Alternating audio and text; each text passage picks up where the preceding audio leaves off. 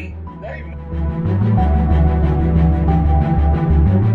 is actually condemning us as a nation, is actually oppressing us as a nation, man. Read on. For what? On things that have nothing to do with the Most High. Nobody's turning back to the power. Nobody's turning back to our strength.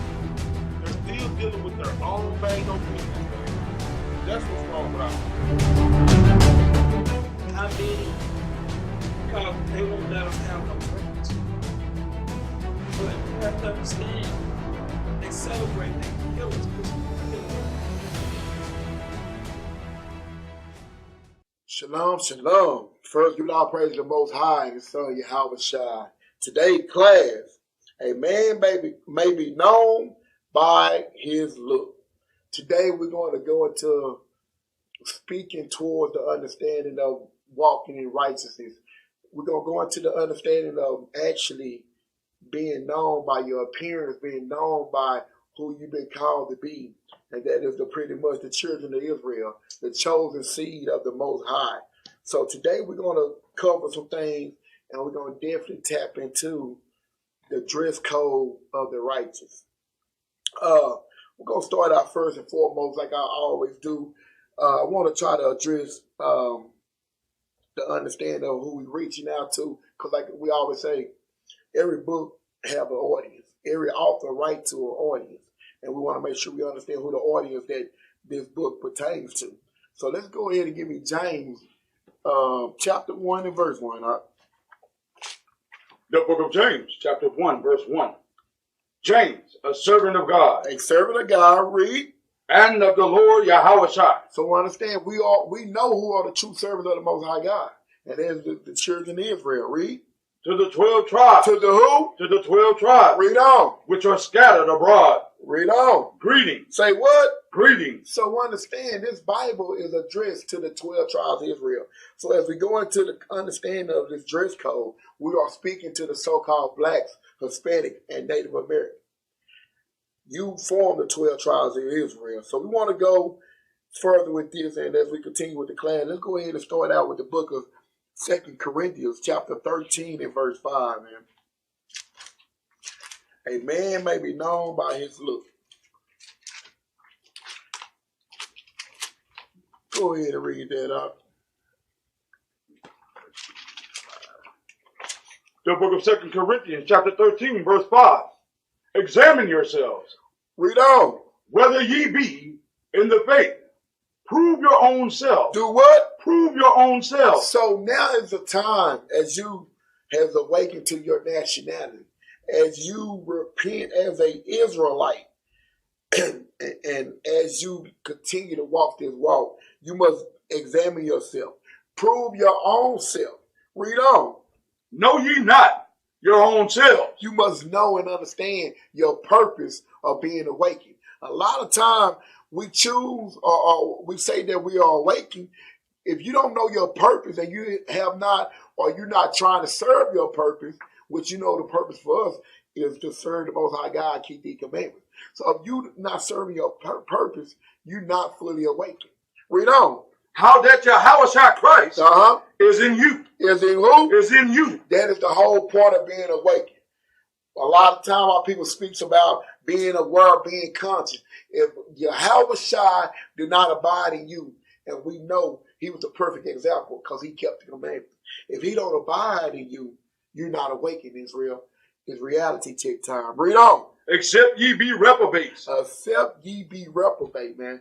Except you deny the truth. Except you lean towards your own understanding, which going to lead you to that lake of fire, man. So I'm going to show you something. In the process of examining, give me 2 Timothy chapter 3 and verse 14. Because a lot of our people, man, over the years have examined everything. And the process of examining something and making, when you're dealing with examining, you're dealing with making measurements and pretty much levels of testing of understanding. But to be able to do that, you have to have a standard to abide in. You have to have a standard to actually grade yourself upon. So 2 Timothy chapter 3 and verse 14 is what I want. Because having that standard, having that understanding, examine yourself, this is what you have to take into consideration. What I say, 2 Timothy? 2 Timothy 3 and 14. All right. Go ahead.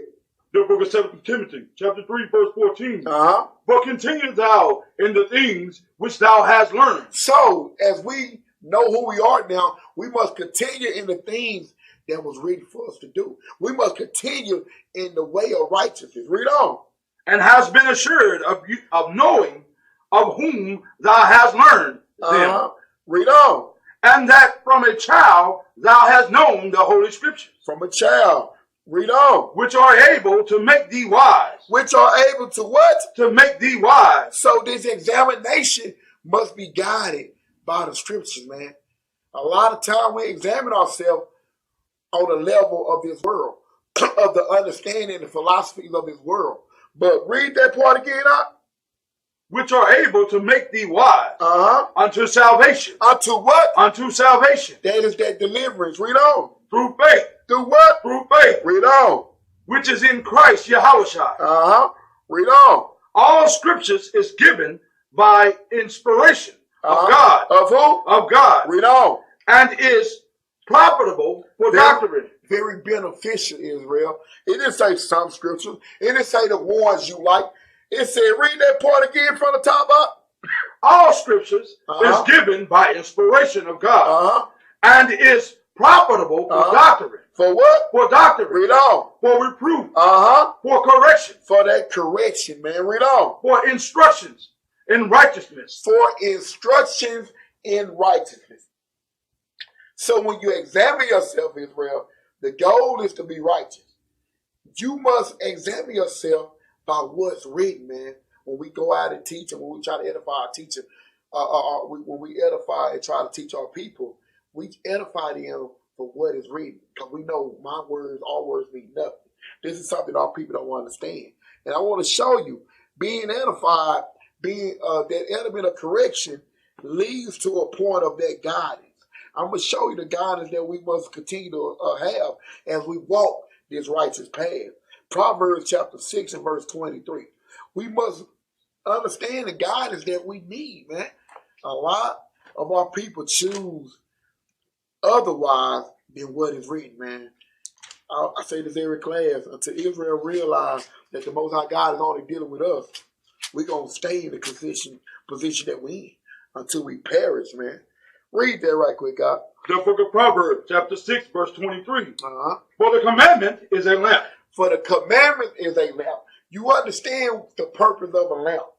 A lamp going to lead to that salvation, because we know what a lamp do. But I'm going to show you the process, the similitude of what it's addressing. Read on. And the law is light.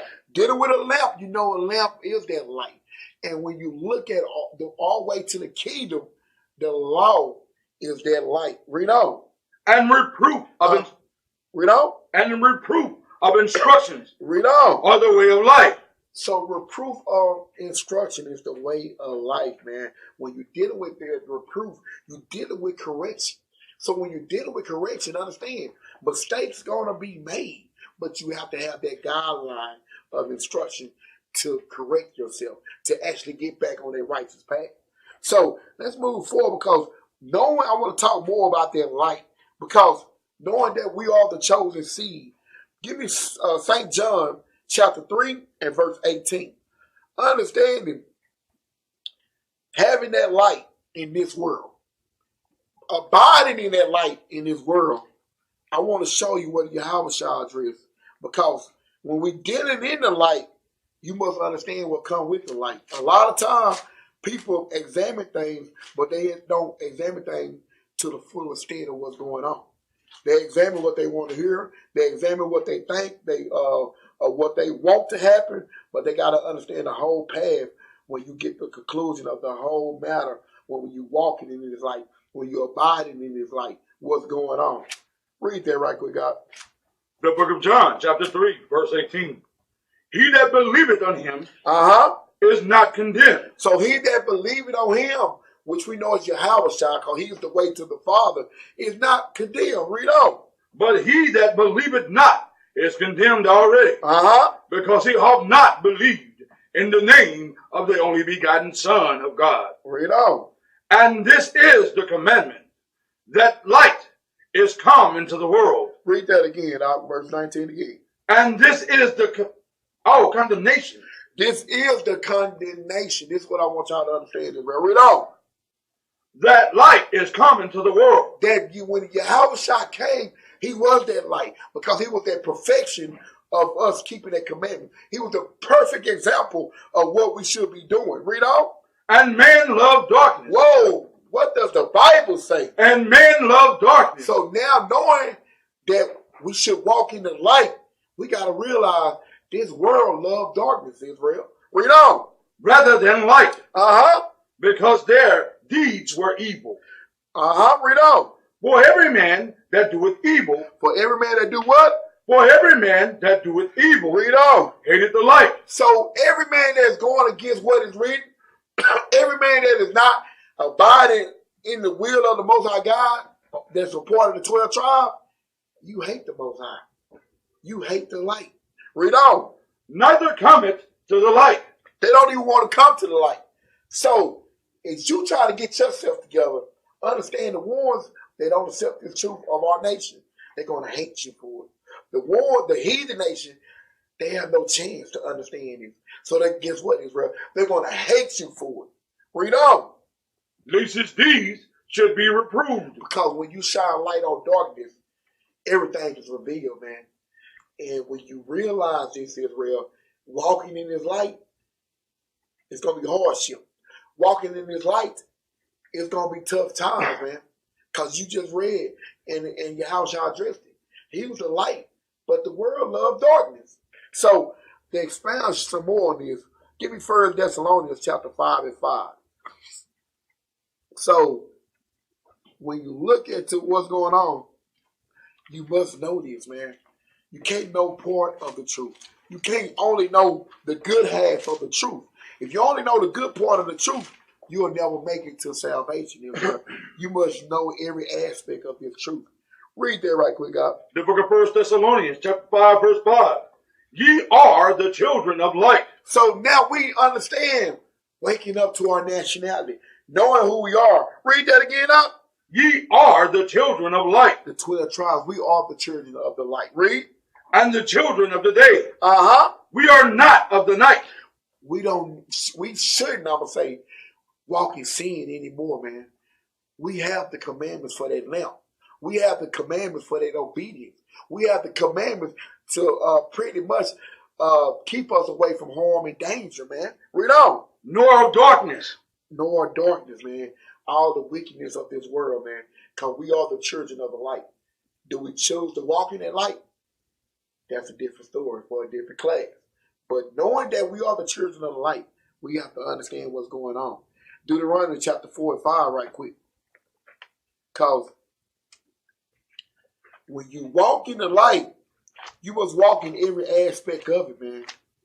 I believe Yahushua, when he was dealing with the adversary, and I think Matthew 4 and 4, where he said, man, should not live on bread alone, but every word that proceeded out of the mouth of the Lord, man.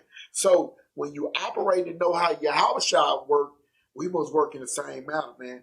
It's nothing new upon the sun. It should not be nothing different in what we do and how we abide in our walk. Because read this, man. Knowing that we got the light and we are the children of the light, let's expound on that. Read that right quick. The book of Deuteronomy, chapter 4, verse 5. Behold, I have taught you statutes and judgments, even as the Lord my God commanded me, that ye should do so in the land whither ye go to possess it. And this when we was free, but now we know now, even our captivity, we should be doing these commandments now, man. We should be abiding in this light, man. This light is the path to salvation. Read. Keep therefore. Do what? Keep therefore. Read on. And do them. For this your wisdom. Whoa. For this is what? Your wisdom. Read on. And your understanding. In the sight. In the what? In the sight. Read. Of the nations. This what's going on, man. This is our understanding. In the sight of the other nation, man. We actually know what it takes to be good. We actually know what it takes to stay out of danger way. Read on. Which shall hear all these statutes. And say, Surely this great nation. This is what the other nations supposed to be saying when they see us walking in the light, Israel. This is what the other nations should be saying. They're not saying it now because we're not walking in the light as a nation. But the 1/3 is going to return to their light.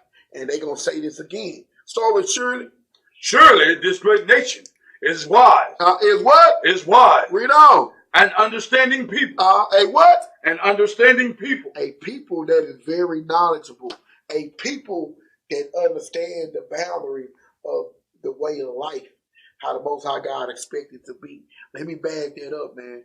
Give me Baruch chapter 3 and verse 36.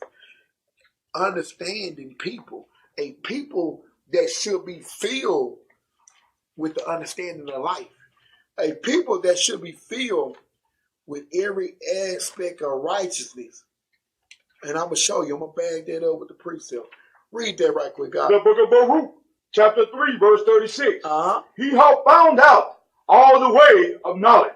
He hath did what? He hath found out all the way of knowledge. Read on. And hath given it unto Jacob. And have what? And has given it unto Jacob. Read on. His servant. And to Israel, his beloved. So all the knowledge and wisdom abides within our nation. Have we tapped into that knowledge and wisdom? That's a different story. We choose not. We choose to be we choose to be disobedient to the power. But it's written in the scripture. Read that one more time. He hath found out all the ways of knowledge. So all the ways of knowledge, man, the Most High God have. And knowing that he have that, read on. How given it unto Jacob. And he gave it to the 12 tribes of Israel, man. Read on. His servant. And to Israel, his beloved. His beloved. So when you look at why are we at the bottom, when you look at how if we in our nation have all the knowledge of this world, what's really going on? Disobedience, Israel. Being pretty much taken down to a lower state, man. That's what happened, man. So when you realize what's going on, man, why would he do this? Why would the Most High God give us all this knowledge and understanding and yet take it away from us? Let's back up. Give me Isaiah 54 and 5 right quick. Isaiah chapter 54 and 5. I'm gonna show you why would he do that for us. This is what we gotta realize, Israel. We represent something that's bigger than us. It's, I used to hear people say this all the time. When you realize this movement, this awakening is bigger than you, that's when the Most High God can use you. That's when you actually should become that unprofitable vessel, man. When you realize it's bigger than you, this is what you understand. We represent something, and what we represent is the almighty power. And I'm going to show you, when you look into that, may be known, knowing that we are that chosen seed, this is what we should take into consideration. Read that right quick, God. The book of Isaiah, chapter 54, verse 5. For thy maker, read, is thine husband. Is thy what? Is thine husband. Read on. The Lord of hosts. The Lord of hosts, read. Is his name. And thy Redeemer, the Holy One of Israel. The Holy One of who? The Holy One of Israel. Yahushua. So realize this, Israel. We are married to the Most High God, man. Out of 18 nations, we are the one that's married, that's connected to the power. I want y'all to really embrace that precept, man. That is a very serious matter. Out of 18 nations, we're the only nation that you can precept upon precept. And what a power, the Most High say he's married to us. Finish it out, huh? The God of the whole earth. The God of the whole earth. Read. He be called. Shall he be called? Shall he be called, man. And when you look at being married to the power, we represent the power. In the process of representing the power, what do you want to be known by, Israel? I'm going to show you what you should be known by. We choose not to, but I'm going to show you. Being connected with the power come with a great name. Let's see what the Bible say about a great name. Proverbs chapter 22 and verse 1. We got to come back into the understanding what we represent. I think a lot of times we've been doctrinized in Christianity where we look at things like, yeah, God loves everybody, God, the God of everybody. So we've been watered down to think, well, God chose everybody. No, he did not. We've been that selected group. We've been that selected nation, man. And the name that we carry is bigger than us. Read that right quick, God. The book of Proverbs, chapter 22, verse 1. A good name is rather to be chosen than great riches. Because when you realize what our name connect to, man, you understand. Great riches is nothing to who our Father is. Great riches don't compare to nothing of this world. Because guess what? The world was made for our sake. Read on. And love and favor. And love and favor, read. Rather than silver and gold. And that love and favor falls upon the 12 tribes of Israel. We serve a God that he wanted to create, that could create another world. We serve a God that if he wanted to, that could make something more precious than gold and silver, which he did when he made us, man. So when you understand that name, I'm going to show you something. Give me Isaiah 44 verse 3 right quick. Because when you understand that name, you got to put yourself, you got to raise yourself at a higher standard. You got to be understand that it is an honor to be where we at, man. So knowing that it's an honor, we must treat it like that. I'm going to show y'all a precept that go ahead and read that right quick. The book of Isaiah, chapter 44, verse 3. Because we're talking about that good name. Read up. For I will pour water upon him that is thirsty. That is what? That is thirsty. Because I'm going to share this with you. At one point, we didn't know who we are. We didn't know how to get out the condition that we're in. But guess what? He's pouring that water to the one that's thirsty for to be righteous. To the one that's thirsty that want to repent and come back to him. Read. And floods upon the dry ground. I will pour my spirit. His what? I will pour my spirit. Which we understand his spirit is his words, man. This Bible, which is our inheritance. Read. Upon thy seed. Upon what? Upon thy seed. Upon thy seed. Pay attention to the word, Israel. Thy seed. Read. And my blessing upon thine offspring. And we are his offspring. Read. And they shall spring up as among the grass. That spring up is that awakening. That spring up is that repentance. That spring up is coming back to the Father, man. Read. As willows. As what? As willows. Read on. By the water course. Now, willows by the water course, I understand. Like that tree planted by the river. Back in the country, they speaks about that all the time. Anything planted by the river, that's where you're going to have your best soil. That's where you're going to have your best nutrients and everything that plant needs. Planted by that river, understand, is a similitude of us being planted and connected to the power, man. Read on. One shall say, I am the Lord. I am the what? I am the Lord. Read on. And another shall call himself by the name of Jacob. By the name of who? By the name of Jacob. That's coming back to what we've been called to be Israel. Read on. And another shall subscribe with his hand unto the Lord. And surname. And what? And surname. That surname means your last name. Read.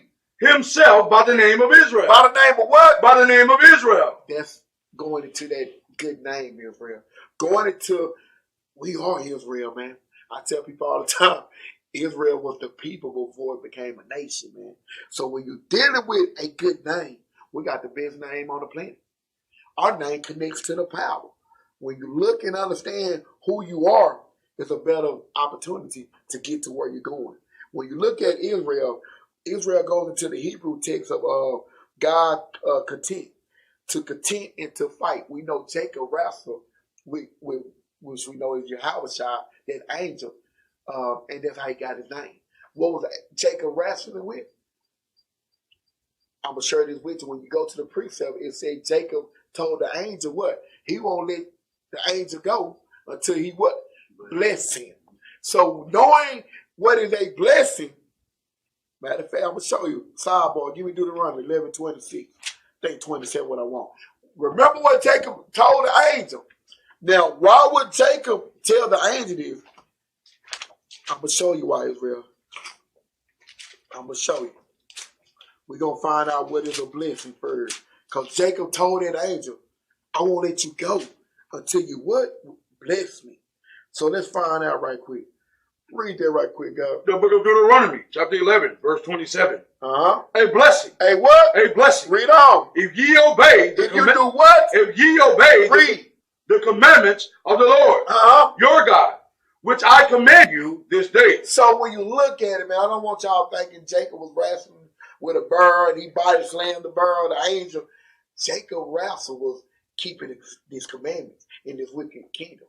Jacob understood the angel is the messenger of God. Jacob understood to ask the Most High God, I'm going to hold on to you, Father, until you bless me. Because Jacob was keeping the commandments, Israel. So when you understand that, you understand how that name came about. It's a fight for righteousness.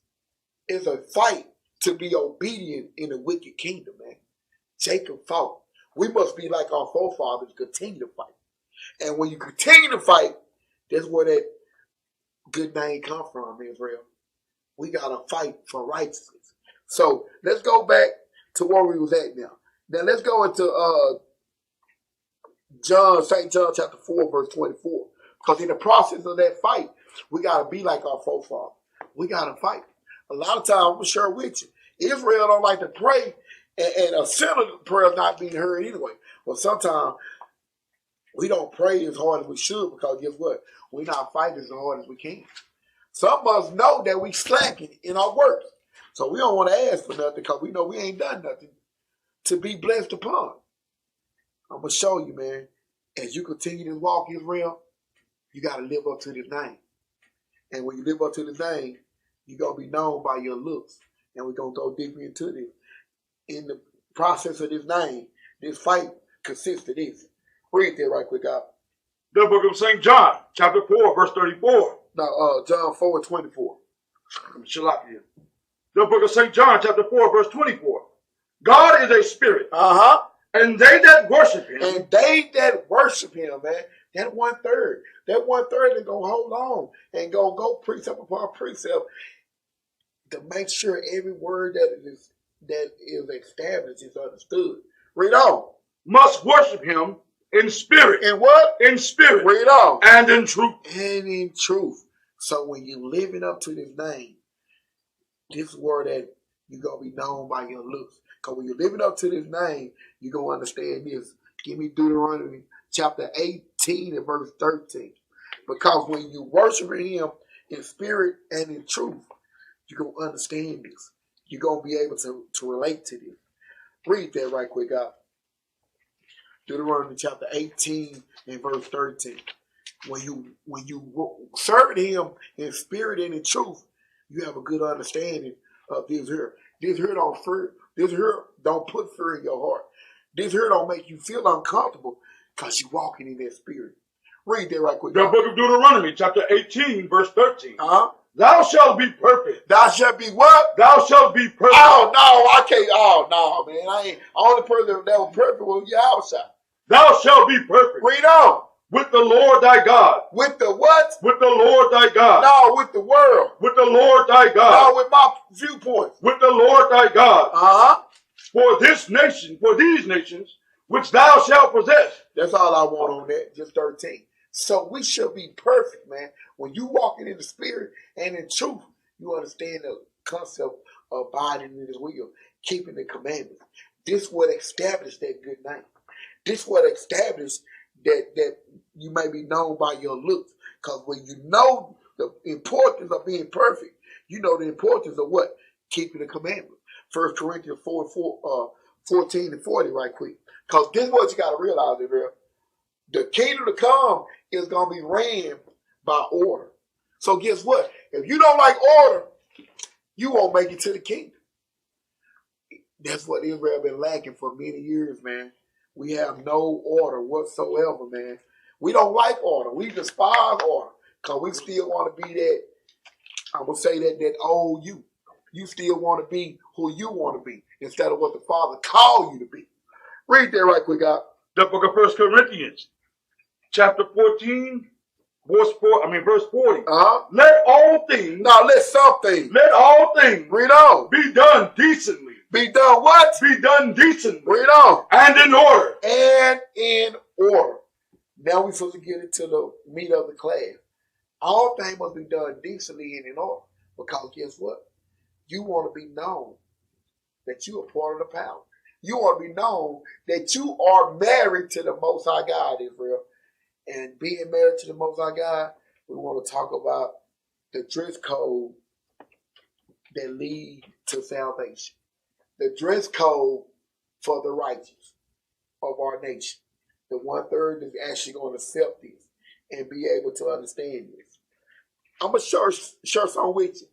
The enemy, when you look at Esau, when you look at the other nation, they piggyback off our book. Esau is a vagabond. Don't have a pot to piss in. But guess what? He used a lot of our knowledge of our history book and apply in his life and apply to oppress us. Because I'm going to show you, when you dealing with working in this wicked kingdom, guess what? We talk about the dress code of the righteous, but guess what? Esau got dress code too. We don't want to follow the dress code of the Most High God, but we follow the dress code of our oppressor. I'm going to show you something right quick. Dealing with the dress code, man. Let's see which way I want to attack this. First and foremost, let's go ahead and give me Genesis chapter 3 and verse 21 right quick. I'm going to go there first. Before we deal with the dress code, I want to just go back to the beginning. Let's go back into the garden right quick. Genesis chapter 3 and verse 21. The book of Genesis chapter 3 verse 21. Unto Adam, also to his wife, did the Lord God make coats of skin. He made what? Coats of skin. Read on. And clothed them. And what? And clothed them. And clothed them. So just kill that concept. We weren't running around all naked, man. We had clothing. We are that nation that pretty much the light of the earth, man. The light of the planet, man. So we had understanding of all things. We just read that in the root. So knowing that, I'm gonna show you. Give me a dress code right quick. Part 8. I want you to read this because when we bring up the dress code for the righteous, it's always a problem. But Esau understands this dress code because he implement this in his corporate America. He implement this in his businesses and in his establishments. Read that right quick, guys. In the other jobs, dress codes are important. Or what? Are important. So now we're going to explain to you that if you represent the power, this dress code is more important than what you're dealing with in this wicked kingdom. But I'm going to show you what Esau got out. Read on. Because you are representing the company. Because you are representing who? The company. So Esau understands this. When you got a dress code at your job, you're representing the company. Is the Father that we serve not greater than the company that you work for? Examine yourself, Israel. Read on. Employees that work at clothing stores are often required. Are often what? Are often required. Read on. To wear clothes. The store sells. So if you work at a clothing store, you pretty much require, you can't work, for example, you can't work at Nike and wear Adidas clothes to work. People can understand that scenario, but they can't understand the dress code for the righteous. You want to be a harlot, but you want to say you sanctified by the blood. You want to be a sodomite, but you want to say you protected by the power. Read on, Doc. Target requires khaki pants. We're talking about Target right now, which we know is similar to Walmart, ran by the devil the Bible speaks. So read. And red shirts. And red shirts. Read. So that their employees are easy to spot. So they're what? So their employees are easy to spot. So guess what, Israel? If we walk in the light in darkness, because this whole kingdom is darkness, he said even Esau realized he do a dress code so his employees are easy to spot. Our dress code is going to lead us to salvation. But we respect Esau's dress code more than we respect the power. Read part B too. Go ahead. Many employers require their employees to follow a dress code. Employers regulate clothing, piercing, tattoos, makeup, nails. So employers pretty much regulate what you can work. They pretty much tell you what you can and what you can't work. I just want to show you how much power we give to the creature instead of the creator, man. Read on. Employers regulate clothing, piercing, tattoos, makeup, nails, hair, and more. However, even if a dress code is discriminating, as an employer does not need to make exceptions. Check this out. So even if you have a dilemma with the dress code, your employer still have an opportunity to trump what you're trying to pretty much debate on. Read that part to explain what the employer do. An employer does not need to make exceptions. He don't have to make exceptions. Read. For certain employees. For certain employees. We do understand with some religions, they make binary exceptions. I'm sure they're with you. A lot of times Esau make exceptions, but I guess what? You don't work there that long. I ain't never seen no one from I call it the Taliban, when they, the women that dress all had their whole body covered. I ain't never seen nobody like that work at a company for 20 years. Because what they do, they pretty much allow you to work, but you're going to have the worst schedule. You're going to work in the worst department. They put you in a position where they're going to make you quit. This is what they do in this wicked kingdom. Read on. If doing so, read, would place an undue burden on the employer. So if your concerns of the dress code put a burden on the employer, they don't really want to deal with it. They won't deal with it. And then we in Texas, so they are what? At will state. They'll hire you just to fire you. You didn't meet, what Esau do? Okay, you didn't meet requirements. Well, the requirements, I'll read your pamphlet. By the time you do all that, you are unemployed for about 3 or 4 months. So now we dealing with the dress code. Let's go into the dress code. They're going to lead us to salvation. Because y'all follow the dress code at your job. You're not at your job doing what you want to do. But you want to do what you want to do with the power. I'm going to show you, going into the topic, a man may be known by his look. I'm going to show you. Give me that Deuteronomy chapter 22 and verse 5.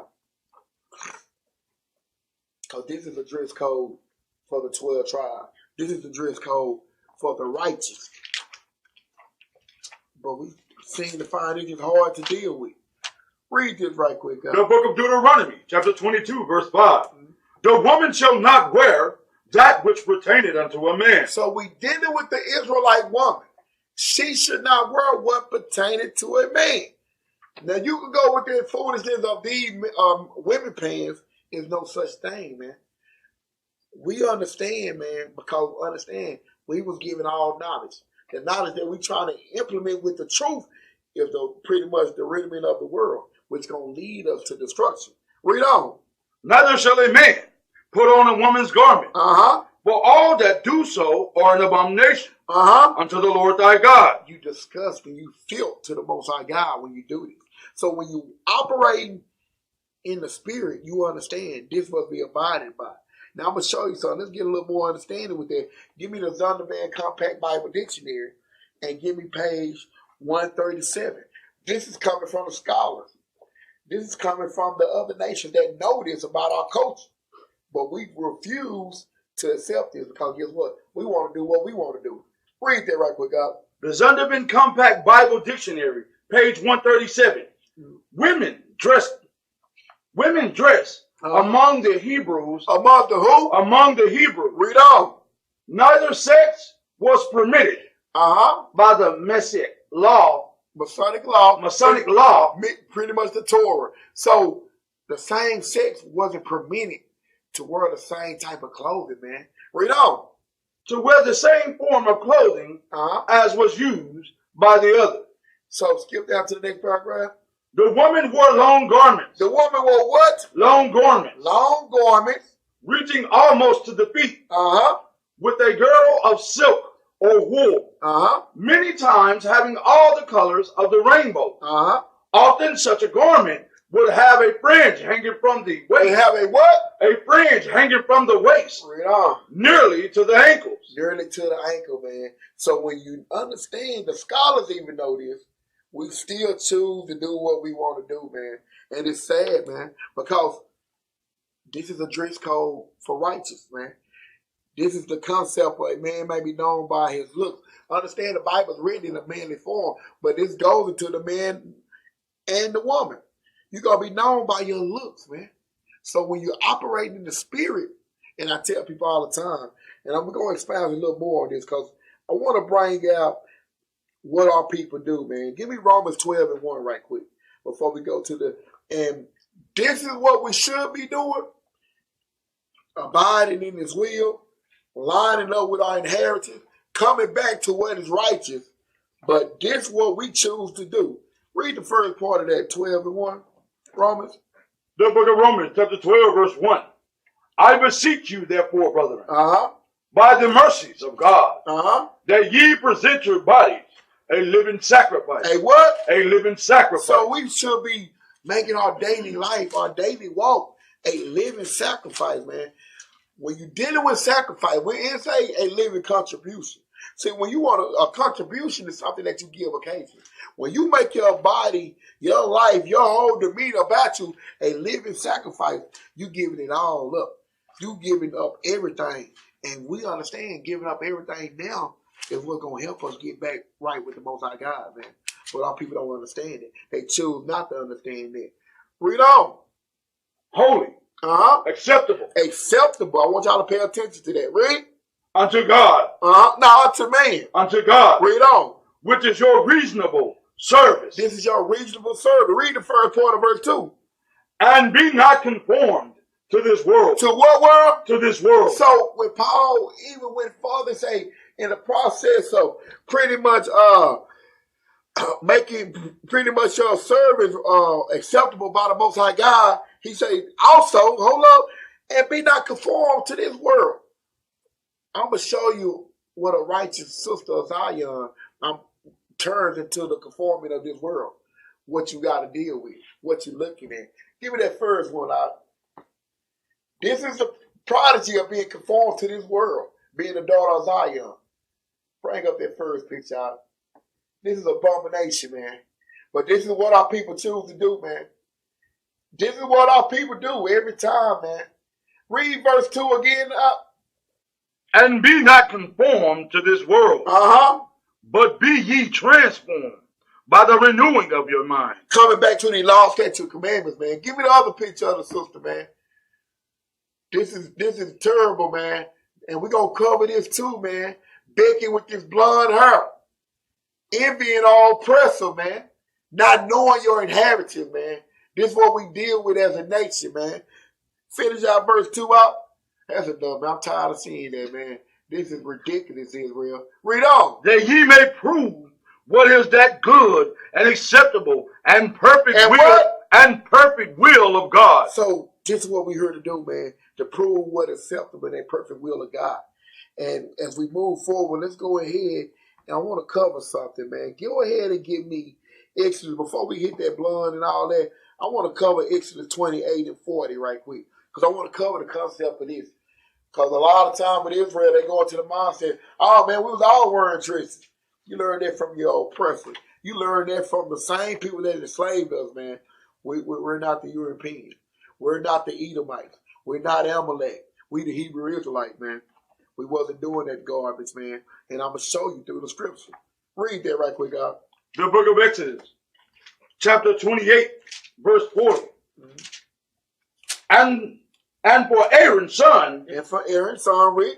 Thou shalt make coats, and thou shalt make for them girdles, and bonnets shalt thou make for them, for glory and for beauty. For what? For glory and for beauty. Read on. And thou shalt put them upon Aaron thy brother, and his sons with him, and shall anoint them, and consecrate them, and sanctify them, and they may minister unto me in the priest office. Read on. And thou shalt make them linen breeches. Linen what? Linen breeches. Which you probably heard grandma say this, put them bridges, pull your breeches up. Linen breeches, Israel. These was considered what we call today as pants, man. Read. To cover their nakedness. To do what? To cover their nakedness. Read on. From the loins. From the loins. Even unto the thighs they shall reach. So this is what the men of Israel did, man. We wasn't walking around in dresses, man. Because why would we have on the same, when you think about that, if we were walking around in dresses, if the prophets were wearing dresses, that goes against Deuteronomy 22:5. When you read in the Torah, it wasn't permitted for us to wear the same type of garments, man. So that's contradiction. But that is crafty counsel that was pushed upon us by the enemy in the synagogue of Satan, man. Now, we're going to go a little further with this, man. A man may be known by his look. Give me Proverbs 23:7 right quick. You might be known by your looks, because this is what's going on in Israel, man. Everybody want to say they have wisdom, but they don't want to walk in the perfection of wisdom. And read that when you get there. This should explain what I'm trying to say. The book of Proverbs, chapter 23, verse 7. For as he thinketh. For as what? For as he thinketh. Read on. In his heart. In his what? In his heart. So understand, as you think in your heart, which we know is your mind, because when you think about the operating of the Spirit, man, when you operate in a righteous manner, your mind going to be filled with the laws, statutes, and commandments. So read that from the top again. For as he thinketh. For as he thinketh, read. In his heart. Which is his mind. And so is he. So is what? So is he. So is he, man. So when you look at the understanding of how our people operate and how they deal, and they try to say they know God, if you know God, you'll know these laws, statutes, and commandments. If you know him, we'll know in your looks, in your way, in your action, and everything about you. So this is what's going on. Finish that out. Eat and drink, said he to thee. But his heart is not with thee. His mind is not with the power, man. So a lot of time people go into that, you can't judge me. And then some people say you can't judge a book by its cover. I'm going to share something with you, Israel. What scripture is that? That is another Christianity, I'm going to say rudiments of this world theology quote. That quote is contrary to what is written in the Bible. So when you go into that mindset, I'm going to show you. Give me Proverbs 7 and 8 right quick. When you deal with the sister, when you deal with how our people dress, I'm going to show you what the Bible say about this. Proverbs chapter 7 and verse 8, man. The book of Proverbs, chapter 7, verse 8. Passing through the street, near her corner. Near her corner. Read. And he went the way to her house. In the twilight. In the twilight, read. In the evening. Even in the evening. In the black and dark night. And behold, there met him a woman with the attire of an harlot. With the attire of what? Of an harlot. Read on. And subtile heart. And a subtile heart, man. This is a woman that is not walking in the spirit, and there's not walking in the spirit and truth. This is a woman that is walking in a attire that wasn't given to our people. This is a woman that's walking in the attire of the other nation. She's walking in the attire of an unrighteous sister, man. So when you really understand what's going on, a man or a woman may be known by their looks. When you're operating in a spirit, it's going to show Israel. I'm going to show you some more on it. Let's go into the book of Sirach, chapter 26 and verse 22. Because it's like, and it behooves me, because it's like the most, I'm talking about rebellious, unrighteous individual will always try to speak about they have wisdom of God. But I'm going to show you. Read this right quick. The book of Sirach, chapter 26, verse 22. And a harlot shall be accounted as spittle. As what? As spittle. So when you dealing in this matter, and when you're not abiding in this dress code of the righteous, you're going to be considered as nothing, man. Read on. But a married woman. But a what? But a married woman. Read on. Is a tower against death to her husband. So a woman that's walking in this commandment, because a harlot going to have multiple husbands. A harlot going to be pretty much what she called to be. Pretty much an unrighteous woman. But a woman that have understanding of the law, a woman that is abiding in the will of the power, she's a tower to her husband. And pretty much what it say? Gives death to her husband. Pretty much she brings life to that family, man, by being obedient to the power. Read on. A wicked woman is given as a portion to a wicked man. But a godly woman is given to him that feareth the Lord. Because a wicked woman is a portion to a wicked man. Because guess what? If this woman continues to stay wicked, that man must be wicked. Because guess what? If you walking in righteousness, you understand the scripture. You're going to be checking her with the scripture. You're going to be rebuking her with thus say the Lord. So in the process of this, man, change going to come or departure going to come, man. But if you stand like Abraham stood, what he say? He blessed Abraham because he know Abraham wasn't going to play no game. For his house was going to serve the Father. And this is what we have to understand. Read on.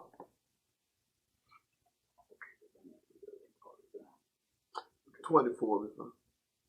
And a dishonest woman. A what? A dishonest woman. Because I'm going to share something with you. If you're not abiding in the dress code, everything about you, there's no way you can break one commandment without breaking another.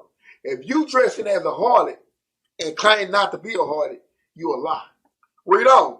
Contempt and shame. Do what? Contempt and shame. Read on. But an honest woman. A dishonest woman going to always bring shame to her family, to her husband, to her friends, even to her children, man. Read on. But an honest woman. Reverence her husband. She going to preserve her husband. She going to bring honor to her husband. Read on. A shameless woman shall be counted as a dog. As a what? As a dog. Put the sister back up there that was at the bus stop. And I want you to read that precept again. Read that again, A shameless woman shall be counted as a dog. As a what? As a dog. And you know what a female dog is. Read. But she that is shamefaced will fear the Lord. She that gonna abide in the will and keep the commandment, she gonna fear the Most High God. She's gonna be that one that's walking righteousness. Read on. A woman that honoreth her husband shall be judged wise of all. But she that dishonoreth him in her pride shall be counted ungodly. Shall be counted what? Shall be counted ungodly. A lot of times, Israel, this is a big problem with marriage. When you dealing with the dress code of the righteous and you still being a harlot, man, that's a heavy burden on the man. I know a lot of men having a lot of health conditions because they got a harlot for a wife, man. They got a harlot for a daughter. This here is a lot of stress, man. This is an ungodly person. So going forward, man, this is what we have to realize. Go ahead and give me 1 Timothy chapter 2 and verse 9 right quick. Operating and understanding, a man or a woman gonna be known by their looks. Your wisdom come from your appearance, Israel. This is what you have to realize. 1 Timothy 2 and 9. The book of 1 Timothy, chapter 2, verse 9. In like manner also, that women adorn themselves. That woman should, an Israelite woman should do what? Adorn themselves. Read. In modest apparel. In modest apparel, man. This is the way, in our nation, this is the key to our beauty. This is the key to our understanding amongst the other nations. Modest apparel, man. Read. With shamefacedness. With shamefacedness. She should not be up in everybody's face. She should not be talking to every Tom, Dick, and Harry. Read on. And sobriety. Not with braided hair. Not with braided hair. Her style should not be her only glory. Should not be something that she always prays and read. Or gold. Or what? Or gold. Understand these things that we can have, but it shouldn't be praised. It shouldn't be pretty much looked upon to be glorified. Read. Or pearls. Or costly array. Or costly array. Read on.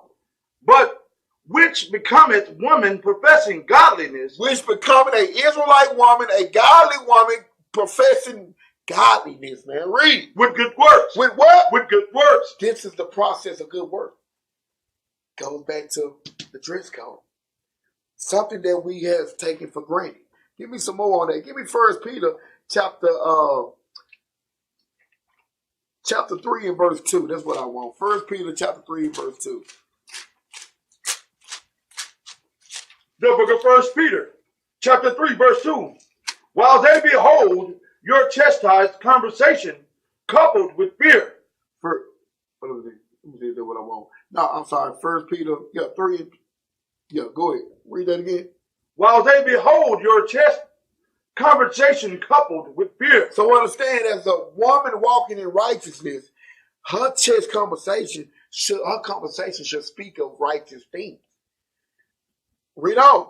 Who's adorning? Who's what? Who's adorning? Read on. Let it not be the outward adorning. So when you're dealing with this dress code, understand our beauty comes from keeping these laws, Israel. Let it not be the outward things. Read on. Of plaiting the hair. Or what? Of plaiting the hair. These things should not be praised and glorified, man. Read.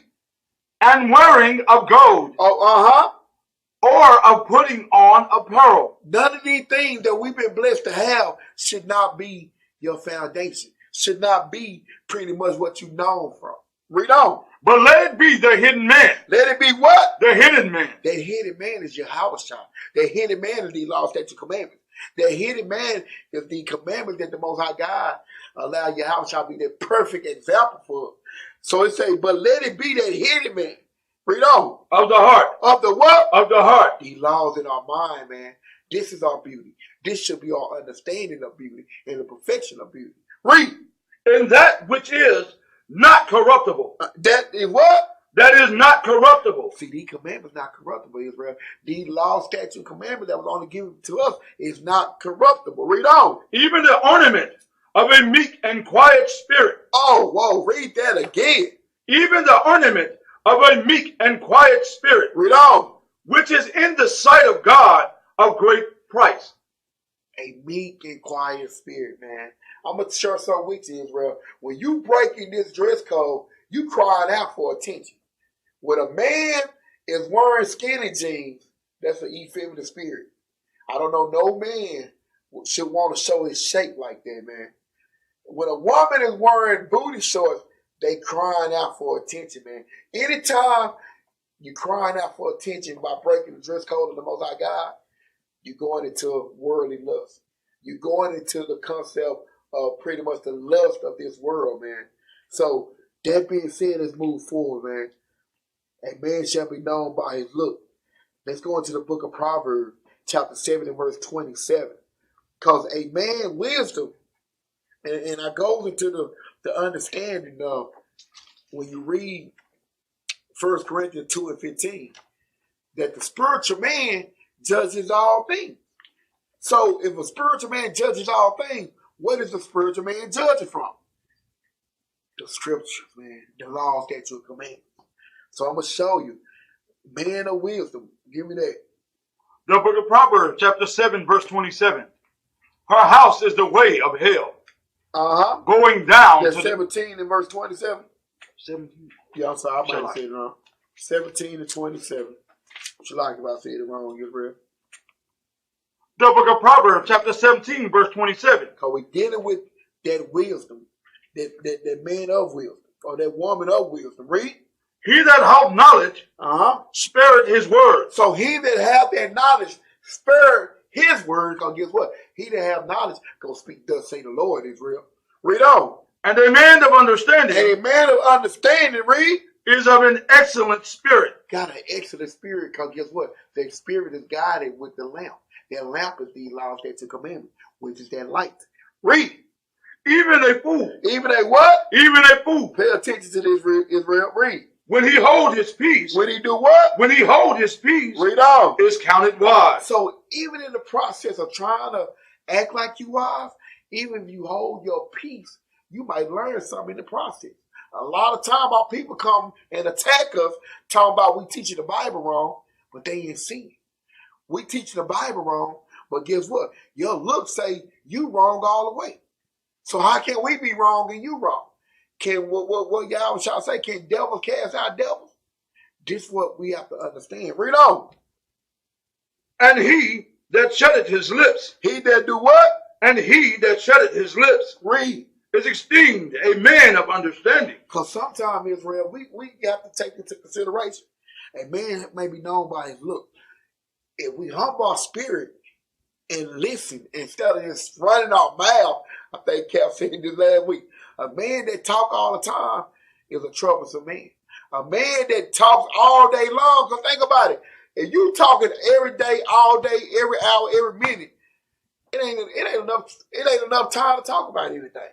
So guess what? If you're talking all the time, apparently you lying. Because I'll tell you like this: when you walk in the spirit, you speak a righteous thing. When you are righteous, you abide in the will of God. So a man that runs his mouth is a troublesome man. So being quiet brings understanding. Give me that in Ecclesiastes 5:1 right quick. This is what our people do not understand. That wisdom don't always got to be spoken upon. People can see wisdom in your appearance. They can see wisdom in the way you walk, in the way you talk, in the way you handle the situation. So I'm going to show you something. Ecclesiastes 5:1 right quick, man. The book of Ecclesiastes chapter 5 verse 1. If our people would do this, they might could obtain some wisdom. But they refuse to do this. Read that right quick, God. Keep thy foot. Do what? Keep thy foot. Read on. When thou goest to the house of God. When you come into the presence of the power, and when I say the presence, when you come into learned men of the Most High God, and when speaking thus say the Lord, you need to shut your mouth, man. Nothing that you can say can trump what the Most High God has already written. Read. And be more ready to hear. And do what? And be more ready to hear. This is what our people don't want to do. They want to talk, but they don't want to hear the Most High God. Sometimes they want to hear you talk, but they don't want to hear this Bible, man. Read on. Then to give the sacrifice of food. Because when you speak anything contrary or outside the word of God, you give it a sacrifice of food, man. Read on. For they consider not that they do evil. So knowing that they do evil, man, when they do this. They do evil, man, when they speak of things they don't have no understanding of. So moving forward, man, let's go ahead and give me, let's go ahead and go into Ecclesiastes 81, chapter 8 and verse 1 now. Because now we want to go into that man of wisdom. Knowing that a man going to be known by their looks, man, you must operate in the righteous spirit in every aspect of your life. No more we can examine that. Don't judge a book by its cover. I'm going to tell you like this. If you walk like a duck, talk like a duck, it's a duck, man. That's it. That's all. No games to play in this truth, man. Ain't no gray area in this walk. Read that right quick, God. The book of Ecclesiastes chapter 8 verse 1. Who is as the wise man? So this we know it's King Solomon. He's addressing. Who is as the wise man? Read on. And who knoweth the interpretation of a thing? A man's wisdom. A man's what? A man's wisdom. Read on. Maketh his face to shine. So this is what we're going into the topic of the class. A man's wisdom making his face to shine. That goes into your understanding, dealing with your appearance, dealing with every oracle about you, Israel, getting every aspect of your life in order. And I tell people all the time, wisdom speaks volumes without even opening his mouth. Read on. And the boldness of his face. And the boldness of what? And the boldness of his face. That's that understanding. Read. Shall be changed. Shall be what? Shall be changed. When you apply these laws, statutes, commandments, when you're abiding in the dress code, when you're abiding in the will of the power, every aspect of your life gonna change. A lot of y'all in this truth, and you still no different than what you were when you was in the world. Read on. I counsel thee. To keep the king's commandment. To do what? To keep the king's commandment. Read on. And that in regard of the oath of God. The oath of the Most High God, man, which is the commandment that it was given to us as their chosen seed. Now going into the topic of the class that we come close to an end, giving that in Sirach, chapter 19 and verse 27, man. It behooves me, man, our people want to talk for the Most High God, but they're not worshiping him in spirit and in truth. When you worship him in spirit and in truth, these are things that's going to happen. These are things that the other nation, as well as the awakened, going to see without you even speaking. Before you even say shalom, we already understand and know that, hey, the brother, is, like I said, we don't know the secret scene, but we could at least address, hey, the brother got some type of wisdom because we can see that. Read that right quick, God. The book of Sirach, chapter 19, verse 27. Casting down his countenance. Give me 29. Verse 29. The book of Sirach, chapter 19, verse 29. A man may be known by his look. By his what? By his look. Because guess what? Like I said before, once you walking in the way of righteousness, is going to be seen, man. Read on. And one that hath understanding. And one that have what? Understanding. Because when you have understanding, guess what? You have the understanding of the wisdom. You're gonna have, if you're a man, you're gonna have a beard on your face. If you're a woman, you're gonna have a modest apparel dress on. If you're a man or a woman, you're gonna have fringes on your garment. These are things that can be seen. These are things that can be understood that and show that you have some understanding of the wisdom of the power. Read. By his countenance. By his what? By his countenance. Oh, I just said, read on. When thou meetest him. When we do what? When thou meetest him. So from the meeting, before you even speak, we can understand the righteous. We're going to judge righteously. We can already examine you from the jump before you even say shalom. Read. A man attire. A man what? A man attire. Read. An excessive laughter. What you take serious and what you don't take serious. When you dealing with attire, you dealing with the whole volume of this book. And your laughter, let's see what it do. Read. And gait. And show. The way you walk. Read. Show what he is. Do what? Show what he is. Because when you fear the Most High God, I'm going to see them fringes on you. When you fear the Most High God, I'm going to see a beard on your face. When a sister fearing the Most High God, she's not going to look like that sister up there at that bus stop. This what's going on with Israel, man. We want to be wise within. But when you're righteous, I'm going to show you when you're righteous what's going on. Give me Matthew 5:14 right quick. When you fully in the spirit, this is what happened. And you can't stop it. When you fully in the spirit, this is what you did with Israel. Read that right quick, God. The book of Matthew, chapter 5, verse 14. Ye are the light of the world. Because when you fully in the spirit and the truth, you're going to shine, man. That's it, that's all. You're going to shine. Read on. A city that is set on a hill. Set on a what? Set on a hill. Read on. Cannot be hid. Cannot be what? Cannot be hid. So when you operate in this understanding in this spirit, your continent going to tell it all. You're going to be known by your looks, man. We can't keep playing games with the power. So we're going to end out on 1 John chapter 4, and we'll start at verse 1 out. Because when you understand that this is not this is not an occasion, this is not a season, this is a lifestyle, Israel, in every aspect. You must abide in every aspect of this Bible. Today we focus on a dress code. We focus on our appearance. You got to walk because we aiming to carry and keep representing that good name that we were given. Read that right quick, God. The book of 1 John, chapter 4, verse 1. Beloved, believe not every spirit. So when you dealing on this understanding, when you walking in righteousness, you must judge righteously. So what does the Bible say? Beloved, believe not every spirit. Read on. But try the spirit. But do what? But try the spirit. How you try the spirit? I got to examine this brother. I got to examine this sister. If you went with the Father, you're going to abide in the Father's will. If you not, I got to examine you. Inwardly and outwardly, I got to examine you. But guess what? I know a lot of people going to that precept, judge that ye shall be judged. But the thing about it, that goes into the understanding. Before I judge, we got to get ourselves together. So what it say? We got to get that beam out of our eye. But once that is done, the spiritual man is going to continue to judge righteously. Read on. Whether they are of God. Whether they are what? Whether they are of God. Because many false prophets. False what? Many false prophets. Read on. Are gone out into the world. So this is what we realize in Israel. Many false prophets are going out into the world. You having a beard don't make you righteous. You having fringes don't make you righteous. But these are processes and steps that you must take to abide in His will. And on that note, I'm going to say shalom.